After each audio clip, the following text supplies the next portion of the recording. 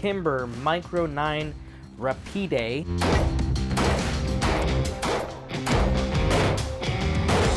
It's hard not to like that, aka Black Ice. All right, we're at 7 yards, 5 shots, 2 seconds.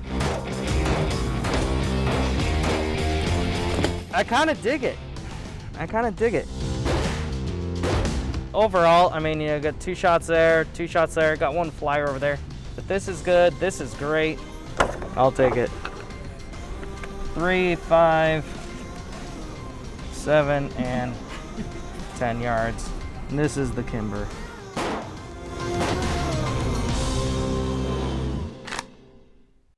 Hey everybody, Grant McLean here with the Concealed Carry channel. Thanks for coming by and joining us for this tabletop unboxing and range review of the Kimber Micro 9 Rapide. I'm very excited to share our findings with you. If this is a gun that you have or you considered and you decided to go with it or not, definitely in the comments below let us know your thoughts, as I might be missing something in this review today. Before we jump into things, I want to say thanks so much to our Patreon supporters. If you'd like to be a Patreon supporter of the channel, we would greatly appreciate it. Go down into the description below. You'll find our Patreon link at the top, and you can support us with whatever's comfortable for you. Of course, you'll get some entries in for our quarterly giveaway. And if you decide you want to do the Beyond the Black Shirt subscription, that'll show you exclusive content beyond the black polo shirt here on the Concealed Carry channel, things that we have outside of Concealed Carry, like rifles, suppressors, things like that. Going beyond the black shirt.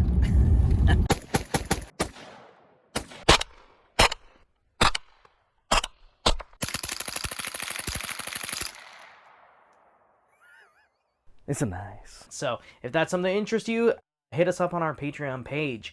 I want to say thanks so much to Northwest Armory. If you need to get a gun, visit nwarmory.com. You can order up a gun and have it shipped to your local FFL or do an in-store pickup. And if you want to get some awesome reactive targets, visit xhunttargets.com and you can get some awesome reactive targets that you're going to see here on the channel in just a few minutes. Without further ado, let's go ahead and jump into the unboxing portion of this Kimber Micro 9 Rapide. If you were to buy this from the store, it's going to come in this box here. Nothing too special. Nice classy looking box. As they say, a black box makes things look more expensive. Alright, so inside that box, you're going to have a nice little soft case here.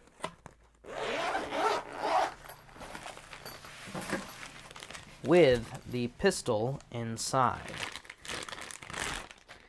There she is. There's also a little sleeve in there for your magazine. We'll jump into this here in just a moment, so let's go ahead and set that aside. The other things that are going to be in the box, you have your Kimber branded lock. Have a nice little pamphlet from the ATF. And you'll have a baggie here that has all your other paperwork, your manual, warranty, a little bit extra propaganda, and a Kimber sticker. There you go. Nice, something perfect for the toolbox or safe. So let's go ahead and jump into some quick specs on the pistol here. All right, let's go ahead and remove that chamber flag. And there's a little tag here on the trigger guard for the sweet little TFX True Glow sights on there. So here we have it, the Kimber Micro 9 Rapide, aka Black Ice. Now, this gun is new for 2021. It's following the succession of the full-size 1911, and I know a lot of people are going crazy over the full size and also the micro compact because they do look very good. And I told myself that if I was to own a Kimber, something that would fill some sort of niche that I don't already have, it would be this little guy. Lo and behold, I was able to get my hands on one, so here we are today. This is a micro compact size gun. It is metal on metal, as most 1911s are.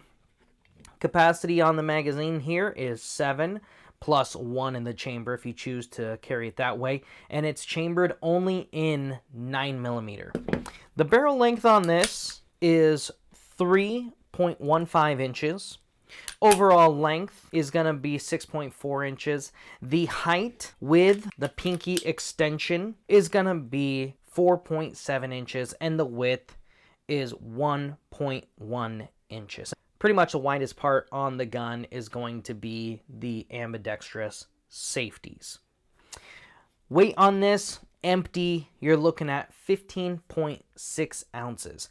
So this is a fairly, for a micro compact, yes, it's a heavier gun, but overall, this is a fairly light gun because most guns are going to be 1 pound, say 4 ounces or so, somewhere in there.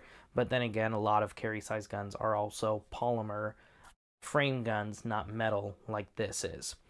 MSRP, we are looking at an MSRP of $910. I have seen these for a little bit less. However, in the very beginning of the second quarter of 2021, here we are today, this gun I have seen go for $1,200 to $1,300 purely from the supply and demand. So I have seen it for less, but right now they are so hard to find. I am seeing them go for quite a bit more. As far as our range experience, I'm going to go ahead and share that with you. And if you haven't seen this before, what we're doing here, or at least our goal is to do 5 shots in 2 seconds at 3, 5, 7, and 10 yards. This gun is a good little shooting gun. The 3 yard was a 1 1/4 inch group. That I was pretty darn impressed with, considering I had taken this gun out of the box, put about 10 rounds through it just to kind of get used to the sights a little bit, and then went straight into this. 5 yards, 1.4 inch. Now, if you've seen me before, I do have a tendency of drifting off to the left. Most of my guns that I own, I do tend to zero them towards me, and I recommend that for anybody owning a gun. Zero it to you, not to what the manufacturer has put it at. 7 yards, 3 inch group, and I knew when I pulled this one here, it was going to go off to the left. I totally knew it, but other than that, this is actually a very nice tight group here. Now the 10 yards. I mean, that's a mess. Way off to the left, as you can see here, and this is a 5.4 inch group. Now I've certainly shot worse than that with micro compact guns. I was a little disappointed. Yes, that was very humbling right there. I will tell you this. It's a small gun. It's a very close quarters type of gun. This is not a target gun. I know some people are going to put that in the comments. Oh, well, of course, it's not a target gun. It's got a 3.15 inch barrel on there. And I know that also some folks are going to say, oh, well, that grouping is terrible. I can hit a clay pigeon at 50 yards with my Kimber Micro compact. Keep in mind, these are meant to be more of a life-threatening situation where you're shooting quite a few shots in what I consider to be a short amount of time. Now, 10 yards, here we are, arguably, that is it a defensive situation at 10 yards?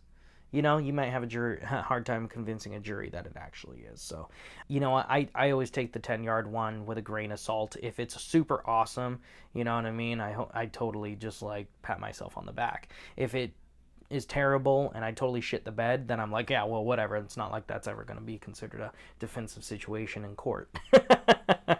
But nonetheless, I will tell you this.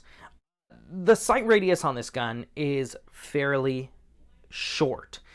And actually, we'll just kind of go ahead and jump into the top to bottom on this gun. So as we usually do, we'll start off with the sights and we'll work right way down to the magazine here. But the sights on this gun are the True Glow TFX sights. These sights are very easy to pick up. They're a day and night sight. The front sight has this super bright orange ring around that fiber optic green. The rear sights are green. It's super easy to pick up that sight. However, you will notice that that front sight is a pretty long front sight there. And what that's going to do is it is going to shorten up that sight radius.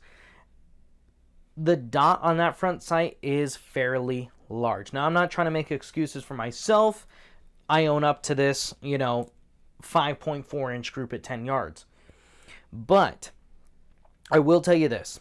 This target here is 6 inches wide by 8 inches tall. The yellow part here is about the size of my fist. As you can see, it's actually a little bit smaller. When you are 10 yards out, that front sight is going to take up nearly the entire target, that entire oval. So you're on target, but you don't know exactly where on target you are. So that's something to keep in mind. Any guns that have a very short sight radius and a huge front sight, that is going to be a common thing. So don't be too hard on yourself if you buy one of these guns and you're like, I just can't get it dialed in. One, make sure it's sighted into you. And then two, give yourself a little bit of credit, in the good shooting that you do have within that 7 yards, because that's really what the gun is designed for. All right, so don't be too hard on yourself. But the sights, they are fantastic sights. I really like them. You know what I mean? I could see myself actually having these sights on many guns. They are dovetails, so if you decided that you did want to change them out, totally cool. Let's go ahead and jump into the slide. One of the first things I noticed when I first racked the slide is it is very light. This is a nice light slide. So for anybody who has, say, weak grip strength, arthritis, tendonitis, you guys know the drill. Anybody who'd say maybe looking at a Shield EZ, I would be very comfortable putting this gun in their hands, because I think that this is a super light slide. And I do like that it has those nice front serrations in there as well, so you can do those easy press checks. Oh my gosh, look how light that is. Easy press checks. Obviously, you have those big serrations in the back. They are machined incredibly well. You have all these different kind of, they call it a two-tone. Kimber says they're Kimber two-tone, but there's actually probably about 5 different shades of gray on this gun, and they all work very, very well together. This is take a look. That, especially with that pinky extension in there, kind of rounds it off. That is a great looking gun, in my opinion. And those G10 grips, we'll talk about that when we get to that part there. Just round it all off, you know what I mean? But great looking gun as far as that goes. Nice light slide. You do have the lightning cuts there, so the porting in the slide gives you a kind of look at that barrel, which looks very good. Man, the machining, awesome. You can see right there, there's the Kimber insignia there. Looks really good. Micro 9 Rapide right there. Looks super nice. I do really like the slide on this gun. Very, very well done. Let's go ahead and jump into the controls here. Now, it is, as you can see, it's like a little baby Micro 1911. So the controls are going to be very similar to what you'd find on a 1911. You have your hammer on the back here.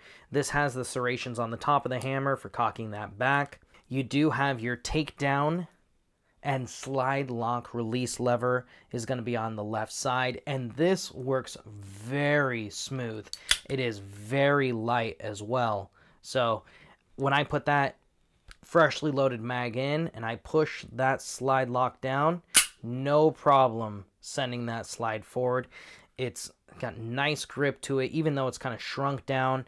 And because the gun is just overall smaller, if you have medium to small size hands, you're going to have to change your grip slightly, but not too much. If you're using your support hand and pushing down that slide lock, it's going to just come down perfectly. So very smooth there, very smooth slide, very smooth slide lock release. Now, the safety, and this is a brand new gun, I would spend some time with this.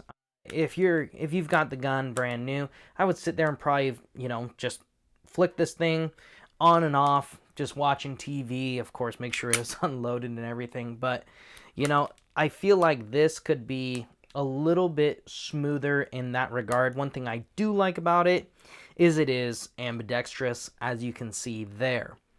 That's fantastic for you lefties. Magazine release is going to be on the left side of the gun. This is not something that you can swap over to the right side of the gun, unfortunately. It is very easy to get to that mag release because the gun is just a little bit smaller, so smaller size hands, medium or smaller size hands. I don't think you're going to have a problem manipulating that. Oh, that was smooth.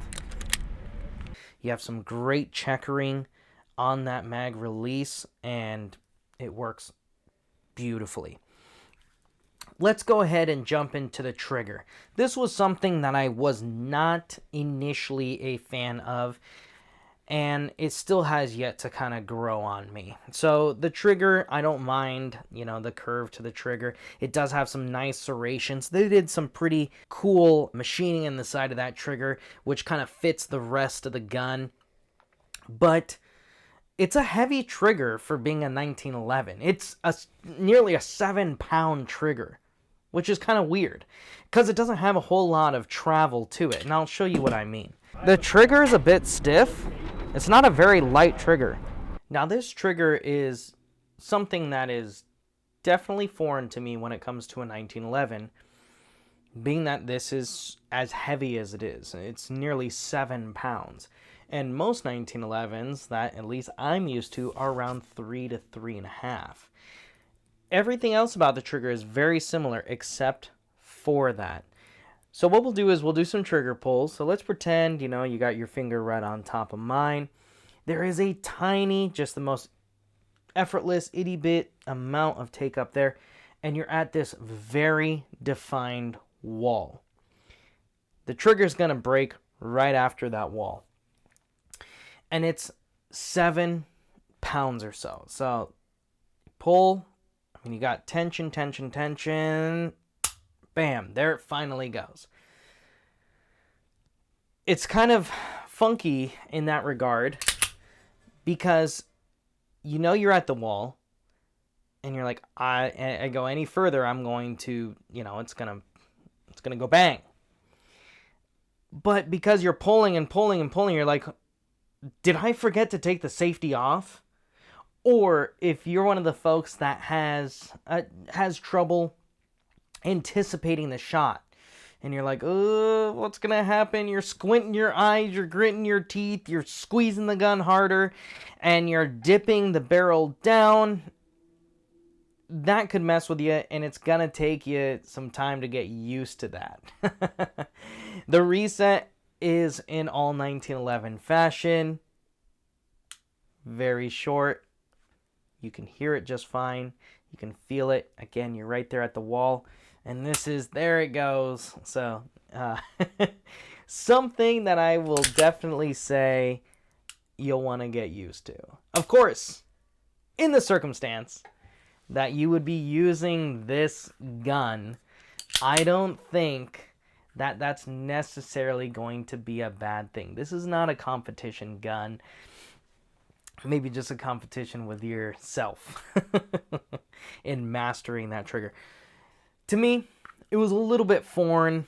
I can see how having a 7.5 pound 1911 style trigger can prove to be beneficial on a platform like this, with the intention of this platform being very defensive. It's not abnormal for you to see a snub nose revolver with a super heavy trigger. You're pulling the trigger in that circumstance, you definitely have to mean it. And you know what? People have no problem pulling that trigger when their heart's beating.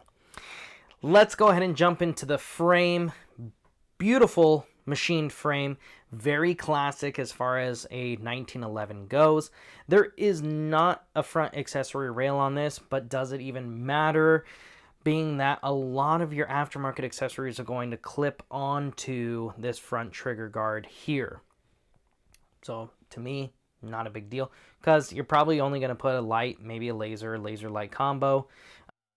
You know, and you can find those things from, say, Crimson Trace or Viridian. And in fact, actually back here on the grip, you can also find Crimson Trace laser grips as well. But you might want to go with a trigger guard if you want to keep these awesome G10 grips. Going into that front strap there, you have kind of a honeycomb style of grip texture on the front. Looks very good. And that same type of honeycomb texture is carried into the G10 grips, complements really well. On that back strap there, you have that kind of cool little elongated oval, which again complements the grips, but also complements the porting in the slide up front. So if you know me, I love attention to detail. This has all of it. Going down here into the magwell. The magwell looks very good. It looks as if it's part of the gun. It's kind of funky, and they decided to do these lines here. I don't really know what else I would have said, hey, I wish they would have done, but it just looks a little bit funky as far as that goes. But overall, the finish of it does go with the gun fairly well. The G10 grips, this absolutely caught my eye on the gun. Those of you know me know I love me some G10 grips, and the machining and complementing of other parts on the gun on this is just phenomenal. What's kind of neat too is when you put your fingers around the gun, these two little cuts or indents there kind of match up perfectly with your middle finger and ring finger right there. Looks really good, feels really good as well. So I really do like these G10 grips. They're grippy, they look good, and they're G10, so gives it a really classic look. The magazine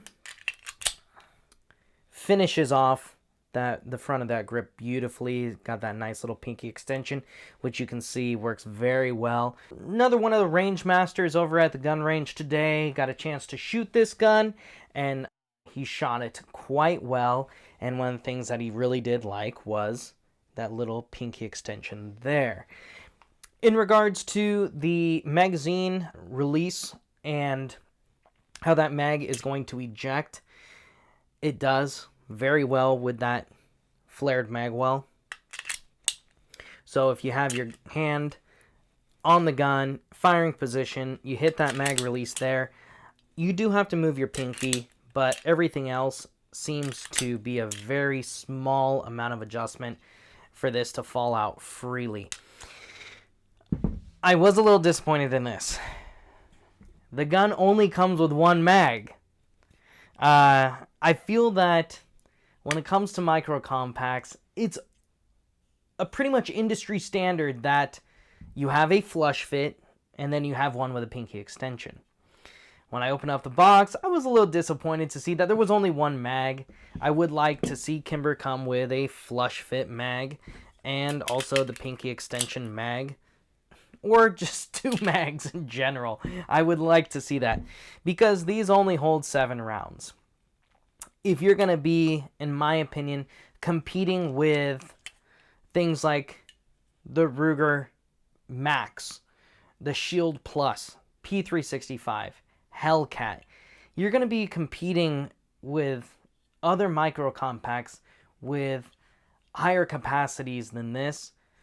I feel like you should at least come with 2 magazines into the space, and you know what, just, hey, you recognize it. It's a single stack. It's a micro 1911. There's no problem with that. But I think if you're going to be competing in that space, you should come with an extra mag. That's my opinion. So that is one thing that I would consider to look for if you're going to be buying one of these guns as your EDC or concealed carry, is probably getting another mag with it. But like I said earlier, before we jumped into the review, if you have this gun, this is a gun that you've considered getting. Did you go with it? Did you not? And why? Of course, make sure to hit that like and subscribe. If you're into guns, you support the gun community, hit that like, hit the subscribe. And thank you again to our Patreon supporters. If you'd like to become a Patreon supporter, Make sure to go down into the description below. You can find the Patreon link at the top of the page and support us in whatever's comfortable for you. We greatly appreciate it. You will also have an opportunity to get a entry in or multiple entries in to our quarterly giveaway, which is awesome. The first quarter of 2021, we gave away a Traeger pellet grill. So these prizes are chosen by yours truly, and they are sweet. If you want to get a gun like this or a gun in general, visit nwarmory.com. The folks over at Northwest Armory will take care of you. They will ship it to your local FFL, or you can pick it up in store. If you'd like to get some of those awesome reactive targets you saw here on the channel, visit xhunttargets.com and order those up. Other than that, you guys, thanks so much again for joining me today on the Concealed Carry channel, and we will see you next time. Check. Mic check. Clappy clap. Kimber Micro 9. I'm going to redo that real quick. That's your simulated recoil. Stimulated recoil, okay. I don't have simulated, I have stimulated recoil.